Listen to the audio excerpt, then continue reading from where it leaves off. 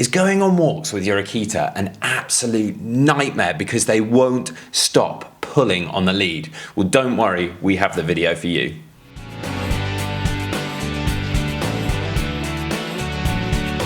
Welcome back to the Fenrir Akita Show. My name's Joe and I'm a certified canine leader here at FenrirCanineLeaders.com. We are dedicated to helping you learn everything you could possibly want to know about the Akita and then how to become a high-level canine leader so you can raise your very own. So if you're new here, don't forget to subscribe and turn on that notification bell so you never miss a future upload.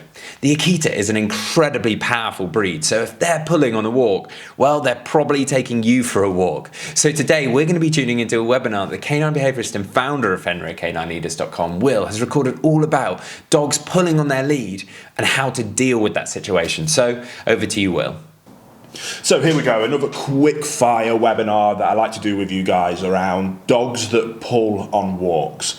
Now this, it's up there. It's definitely in the top 3, maybe top 5 of most common concerns, queries, questions that I get as a canine behaviorist, and when people are coming and looking at wanting behavior modification, is how frustrating it is to have a dog that pulls on walks. So in this video I want to just go off the cuff and give you a quick breakdown of my thoughts and theories and approach when it comes to people having dogs that pull on walks.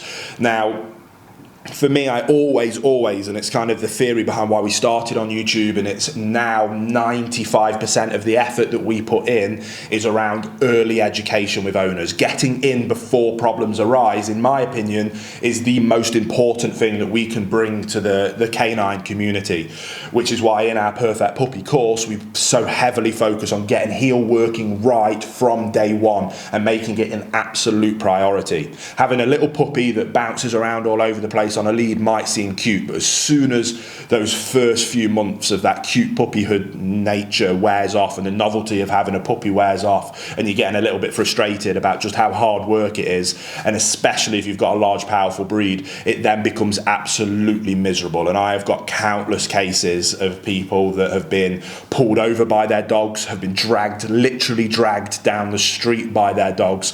These large powerful breeds, people get them, they don't get the heel work right in the first place, then these significant problems come in, and a lot of dogs get given up to shelters because of this problem. So again, if you're looking at becoming working in the field of a trainer or a behaviorist, I highly suggest that you put a lot of emphasis on helping people that you work with get it right first time round. Now, if you're an owner and watching this, and maybe you're getting a new dog and you're preemptively watching all of these videos to try and learn as much as you can, I absolutely commend you, because you are in a wonderful position now to get it right first time round, and that is what I highly suggest. And like I say, that's such a huge part of what we're trying to achieve here at Fenrir now, is helping people do that.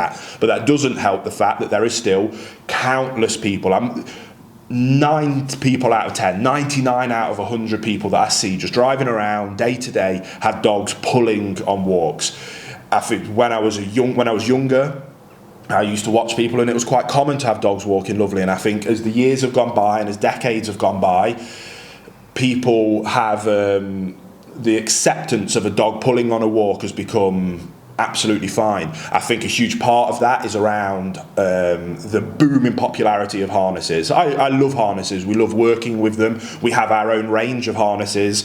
If they haven't come out yet, when you're watching this, are coming out very soon. Harnesses are a wonderful tool that add an incredible amount of comfort and security to your dog, a much better way of connecting yourself with the dog, especially if you're doing any kind of sports with your dog.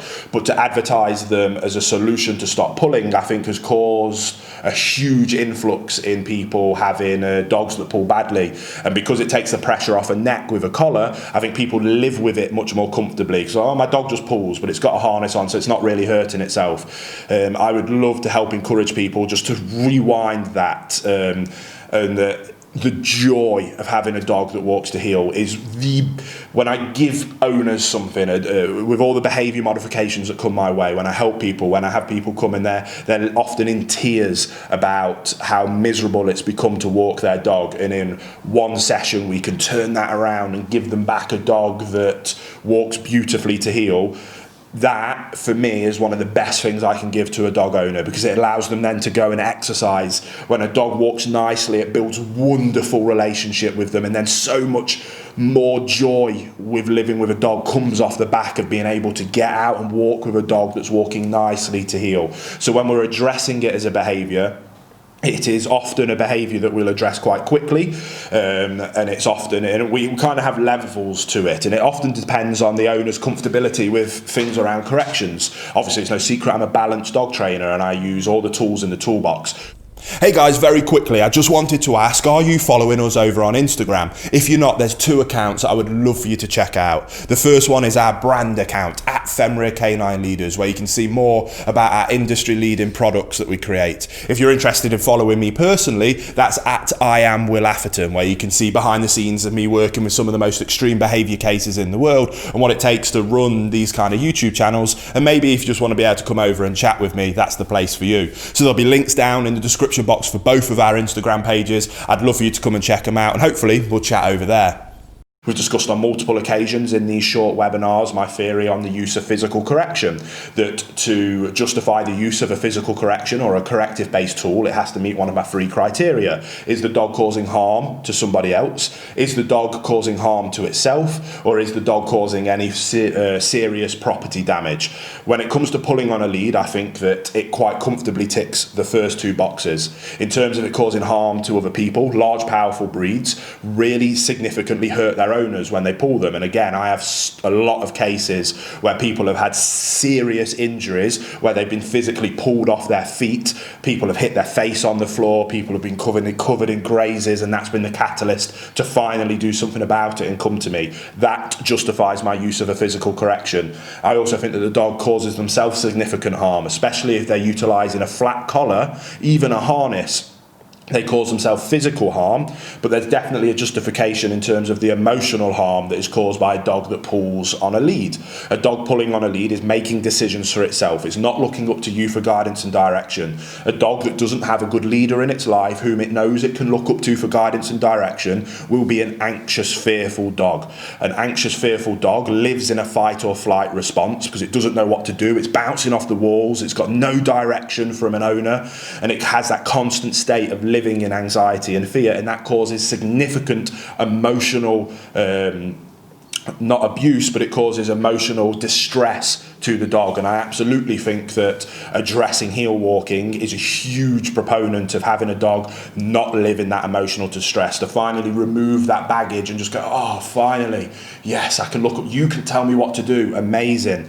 That is, again, it's a wonderful thing to be able to hand over to an owner that's never had that with their dogs before, and having a dog walking to heel achieves that so quickly and so fantastically, which is why we put so much emphasis on it. If you've watched our rescue diaries over on our main channel, you'll see that I always get a dog tuned up walking to heel, just because of the, not even necessarily for the ability to have a dog walking to heel, but because it so quickly achieves my desired outcome of leadership and relationship, then the heel working is a bonus on top of those things. So I will often utilize different tools depending on the size of the dog and the severity of the pulling. We will use the minimum amount of physical correction required, starting from a slip lead or a slip collar through choke chains up to prong collars. Prong collar heel walk training is something that I can usually address in 15 to 20 minutes. A dog that has never utilized a prong collar, when utilized a prong collar correctly, safely and effectively by somebody with experience who knows how to implement a prong collar, can take a dog with significant pulling behaviors within 10-15 minutes to having a dog that walks beautifully to heel. It's far less physically traumatic than having a flat collar pulling on their trachea. It disperses the pressure evenly.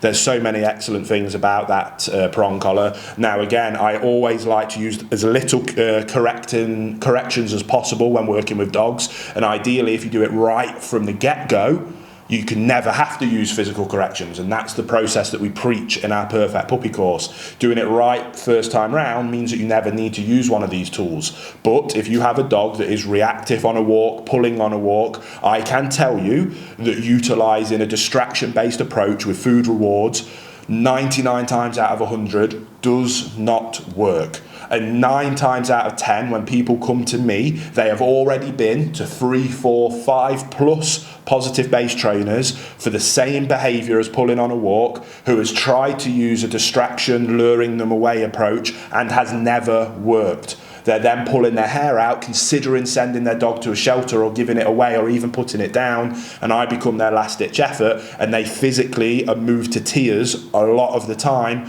when they see how quickly we can tune a dog up by using a balance correction-based approach, redirecting them to the desired behaviour of walking nicely to heel. So we correct them, we redirect them to walk into heel, then we can apply the praise. When they're in that desired behaviour, then the food reward can come in, then the praise can come in. But we now have the ability to tell them what we do want, but also the ability to tell them what we don't want. So again, it's one of those topics that I could do multiple day seminars on pulling and the use of corrective-based tools. It's one of the behaviours I will often reach straight into that bag for, just because of the distress that it causes owners, because of the money that they've spent on all these different trainers that for this behaviour in particular 99 times out of 100 doesn't work, because as soon as there is something that is more alluring to the dog than the food that you have, the dog is going to ignore the food and pull towards the dogs, pull towards other people, and it becomes miserable, and that basis of distracting with food simply doesn't work. Now, it also layers on the fact that we're now bribing our dog and we're in a bribery relationship. The analogy I always use is if my son walked into the studio here with a Sharpie and started drawing on the wall, I'm not going to get a £20 note out and say, come here mate, if you stop that I'm going to give you a £20 note. I'm going to correct that behaviour. I'm going to verbally tell him, and if he doesn't stop, I will physically remove him from that behaviour, because I care about him, I love him, and I want to make sure that he can go out into this big wide world as a good human being, not a lunatic that thinks it can draw all over the walls. And my principle for dog ownership is exactly the same.